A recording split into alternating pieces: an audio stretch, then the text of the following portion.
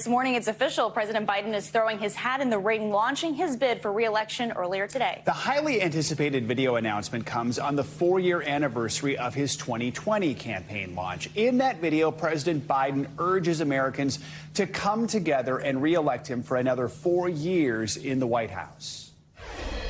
Let's finish this job. I know we can, because this is the United States of America. There's nothing, simply nothing we cannot do if we do it together.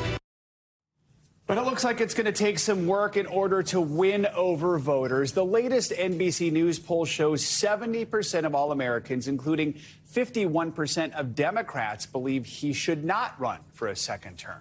We're covering it all this morning with NBC News senior political editor Mark Murray and NBC News White House correspondent Mike Memoli.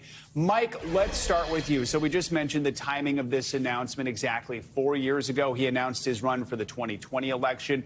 What are the major takeaways from this morning's announcement?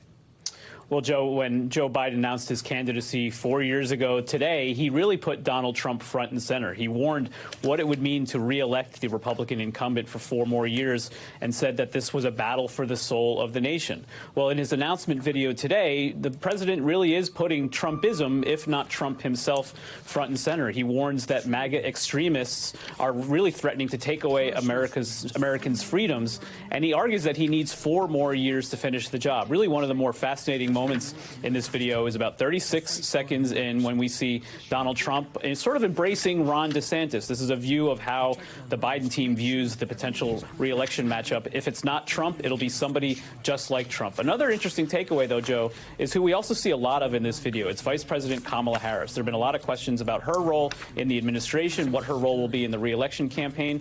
With President Biden at 80, he would be 82, seeking, if he wins a second term, that is putting an extra spotlight on Vice President Harris. We've already seen Republicans training a lot of their attacks on her, and the Biden team making it clear they're putting her front and center as well as part of an effort to build her up for the re-election campaign. So, Mike, bottom line, this is not an easy road ahead. Mr. Biden's presidential job approval is just 41%. That's the lowest for him since last May.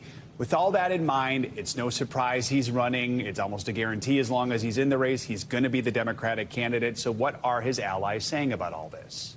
Yeah, there are a lot of ominous poll numbers for the president, which would really indicate the peril he faces as he's running for re-election. But as I talk to Biden advisors and allies, they say a couple things. One is that the country continues to really be in a sour mood. They said the tail of the pandemic is long, and it's something that we see across the board. It's not just Biden, they point out. It's politicians all across the board who see negative numbers. They also really point out what we often hear presidents seeking re-election say, that this is going to be a choice, not a referendum. They think the president has a strong record of accomplishments to run on. He will be putting his economic vision front and center.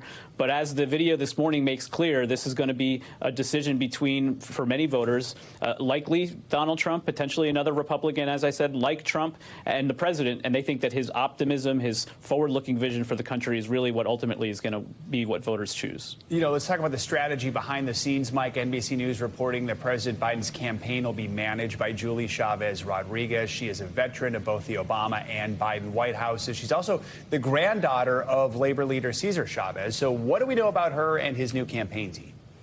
Yeah, they're also announcing Quentin Fulks, who ran Raphael Warnock, the Georgia senator's re-election campaign. So the early scenes of that team taking shape. What's important about a president's re-election campaign is, yes, there will be a campaign operation outside of the White House. This one we expect will be based in the president's hometown of Wilmington, Delaware. But it really does require close coordination with the team in the White House. And one of the things that Rodriguez brings is a lot of familiarity with the Biden team. She still has been serving in the White House. She's currently the director of the Office of Governmental Affairs. She was the deputy campaign manager for Biden in his 2020 race. She also did serve as Kamala Harris's state director when she was a California senator and her political director during her early stages of her presidential bid. So this is going to require close coordination with the White House team that's also calling the shots, been helping plan this rollout, and they think that she brings that portfolio to the table here. All right, Mike Memoli kicking us off this hour. Thank you. Thanks for watching our YouTube channel. Follow today's top stories and breaking news by downloading the NBC News app.